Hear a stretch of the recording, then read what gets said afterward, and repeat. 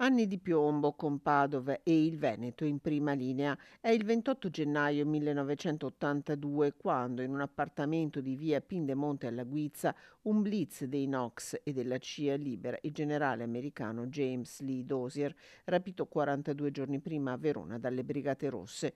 Una pagina di storia che ha segnato profondamente tutta la città, che adesso torna protagonista nel film Winter Harvest del regista italo-americano Max Leonida.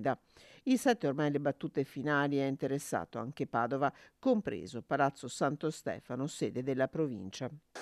Noi come provincia siamo davvero orgogliosi di aver messo a disposizione Palazzo Santo Stefano, i suoi bellissimi ambienti come la sala consiliare, il corridoio nobile e la sala di rappresentanza per questa produzione che siamo sicuri farà parlare di sé. Noi abbiamo idea all'interno, dietro a poche immagini di un film, quanto lavoro ci sia, quanto importante sia il lavoro dell'intero set, ed è stato bello seguire gli attori. Tra i protagonisti del film, che uscirà nelle sale a primavera 2025, l'attore Chris Payne Gilbert, un veneto che si è rivelato accogliente, spiega il regista, che non ha dubbi sul valore della storia raccontata.